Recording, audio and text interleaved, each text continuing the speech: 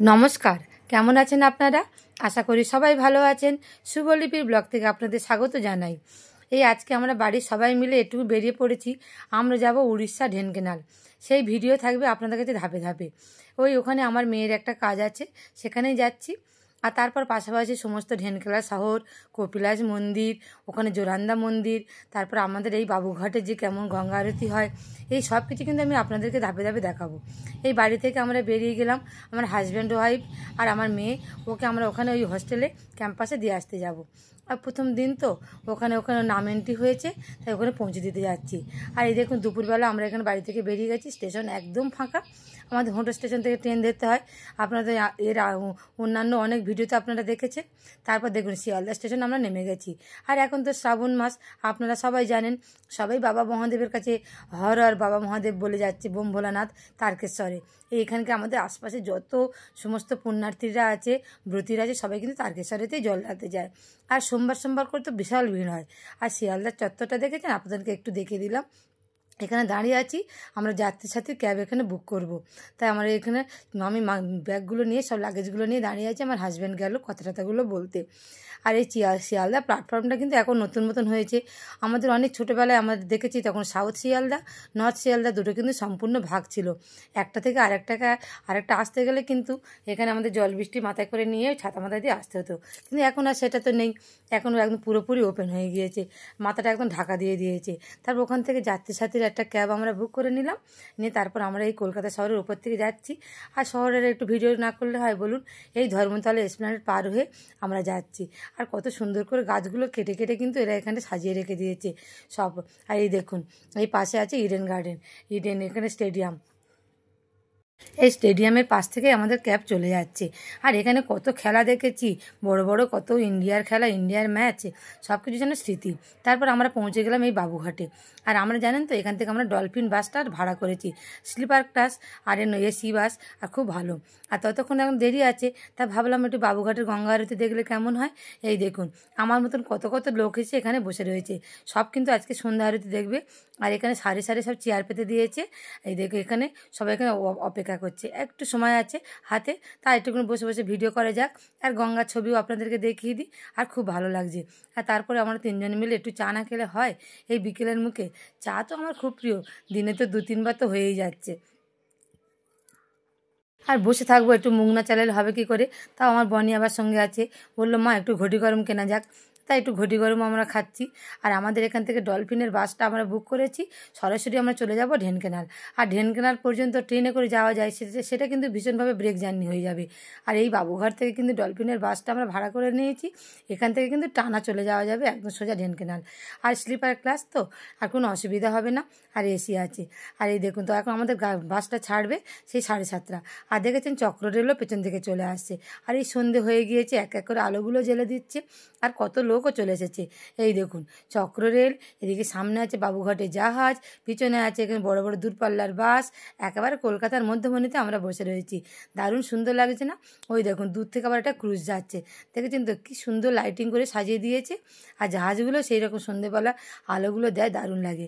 আর এই দেখুন সব পুরোহিতরা চলে আসছে, এই সব রকম একই রকম বস্ত্র পরেছে, হলুদ বস্ত্র, সব একরকম। ড্রেসটা না করলে ভালো লাগে। আর এবার এটা শুরু করে দেবে কিন্তু এখানে গঙ্গা আরতি। গঙ্গা আরতি আমরা প্রথমে দেখেছিলাম হরিদ্বারে, কিন্তু আস্তে আমাদের এই কলকাতার মধ্যে গঙ্গা আরতিটা হচ্ছে, এটা কিন্তু খুব ভালো লাগে। আমাদের হিন্দু ধর্মের একটা সনাতন রীতি।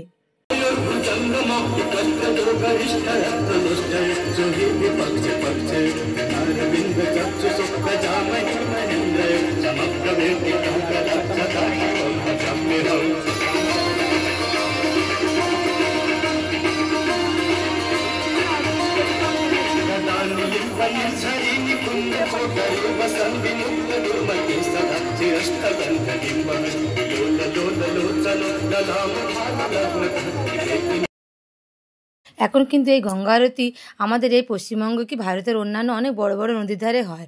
আর এগুলো সত্যিই করা দরকার। মানুষের সারাদিন পরে একটু পূজা অর্চনা করলে মনের ক্লান্তি, মনের দুঃখ কষ্ট অনেকটা কিন্তু দূর হয়ে যায়। আর তারপর জানেন তো, গত ফেব্রুয়ারি মাসে আমরা গিয়েছিলাম শান্তিনিকেতন কঙ্কালীতলা। ওখানেও কিন্তু এই গঙ্গা আরতির ব্যবস্থা আছে, ওখানেও আমরা দেখেছিলাম। তারপর আমরা গঙ্গা আরতি দেখে বেরিয়ে গেলাম। এই বাবুঘরের বাইরে দেখেছেন কী সুন্দর হরিণগুলো সাজিয়ে রেখেছে। এই ঘর সাজানোর জন্য শোপিসের মতন কিন্তু ব্যবহার করা হয়, আর দেখতে বেশ ভালো লাগে। এই দেখুন আমাদের বাসের কাছে আমরা চলে এসেছি, আর এই বাসের ভিতরটা আপনাদেরকে ঘুরিয়ে ঘুরিয়ে দেখাচ্ছি। আর তার আগে আমরা এখান থেকে একটু খেয়ে নিলাম। একটু এই ছিল আমাদের বাসের মধ্যে আমাদের লাগেজগুলো রেখে দিলাম। আর সেই দুপুরবেলা খাওয়া দাওয়া করে বেরিয়েছি, একটু খিদে খিদে পাচ্ছিল, তা আমরা করলাম কি এখান থেকে কিছু একটু খাওয়া যাক। আর আমার বোনের তো আবার একটু এইসব খাবারগুলো প্রিয়, তাই একটু লিট্টি চোখা আমরা খেয়ে নিলাম। তারপর এক এক করে আমাদের বাসের ভিতরে এই দেখুন দেখিয়ে দিচ্ছি, এই ওপরে স্লিপার ক্লাস। আমার হাজব্যান্ড ওয়াইফ আছে আর আমার মেয়ে আছে, তাই দেখুন আমার মেয়ে বললো আলাদা করে আমি এইটাতে শোবো। এই ওপরে সব আছে। আর এই দেখুন আমাদের ঠাকুরের নাম করে আমাদের বাসটাই ছেড়ে দিয়েছে, যে মা কালীর নাম করে আমরা বেরিয়ে পড়লাম। জয় মা কালী, জয় হর হর মহাদেব শ্রাবণ মাসে। এটা কিন্তু আমার খুব পছন্দ হয়েছে, কি সুন্দর লাইটিং করা আছে, আর পুরো ঠান্ডা আর পরিষ্কার একদম। বেড টেডগুলো বিছানাগুলো খুব পরিষ্কার, পর্দাগুলো দারুণ আছে। আমরা সব মালপত্র নিচে রেখে দিলাম, যে বেশ গুছিয়ে ওপরে বসে পড়েছি।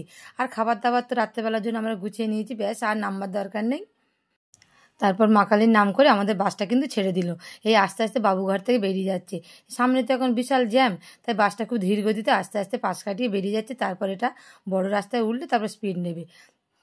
দেখুন এই দিকের বেটে আমরা দুই লোকে বসে আছি, আর ওদিকে আমার মেয়ে বসে আছে, দেখেছেন তো বেশ দারুণ লাগছে কিন্তু। আর যারা 2 সিটের ব্যবস্থা করেছে তারা কিন্তু নিচের দিকে বসে আছে। দিন এর আগে এইভাবে বাস জার্নি করিনি, তাই এটা কিন্তু আমার কাছে খুবই এক্সাইটেড। এমনি বাসে আমরা গিয়েছি বসার সিটে, কিন্তু এইভাবে স্লিপার ক্লাস বাস আমি কোনোদিন উঠিনি, তো তাই এটা কিন্তু আমার কাছে একেবারে নতুন আর খুব ভালো লাগছে। এমনি ট্রেনে করে বিভিন্ন জায়গায় বেড়াতে গেছি, ফ্লাইটে করে গিয়েছি, কিন্তু এই স্লিপার ক্লাস বাসে করে আমি কোনো সময় যাইনি। এই এক এক করে কিন্তু আমরা দ্বিতীয় হুগলি সেতুর উপর উঠে গেলাম।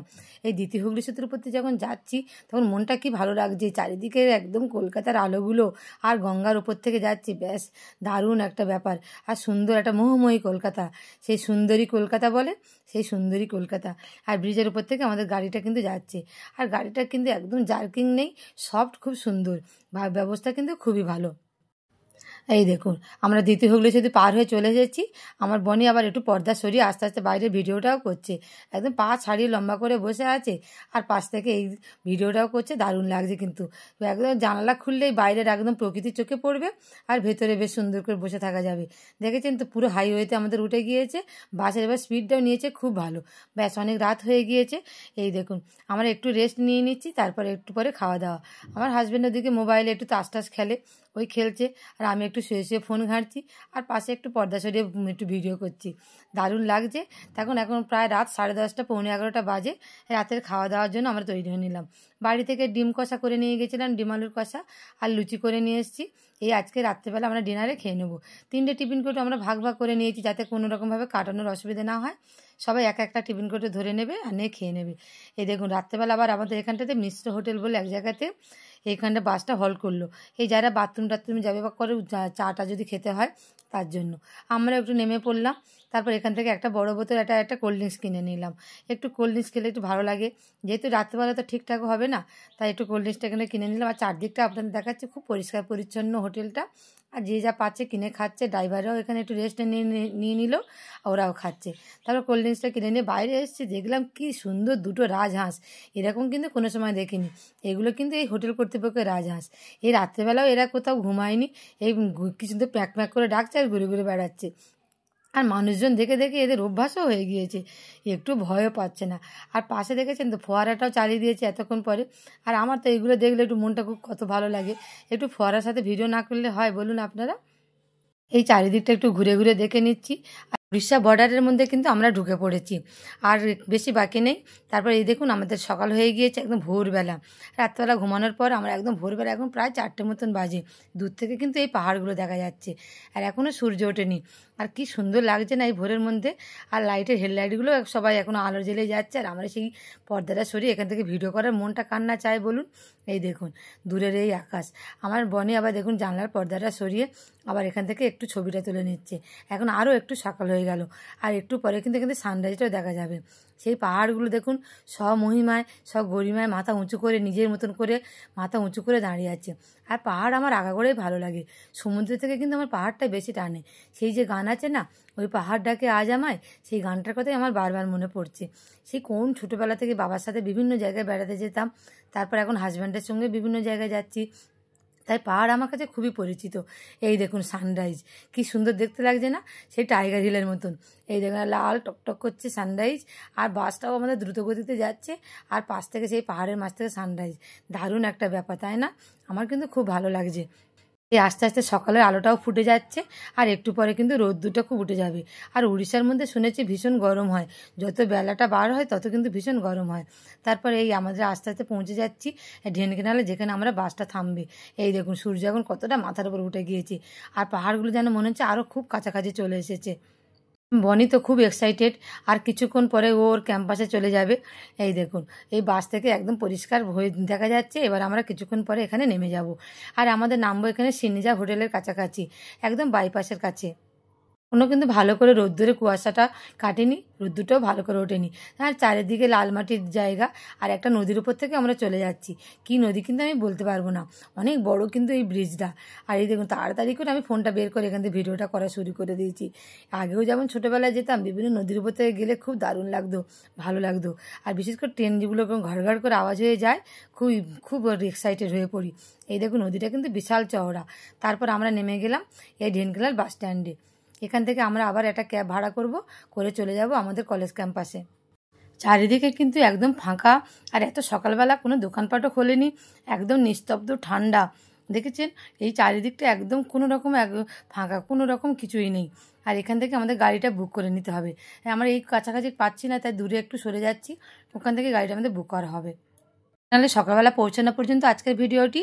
পরবর্তী পর্বে আপনাদের দেখাবো ঢেনকেনাল শহরটা, ওদের কলেজ ক্যাম্পাস, কপিলাস মন্দির, জোরান্দা মন্দির, সব পরপর আমার এই ভিডিওতে থাকবে।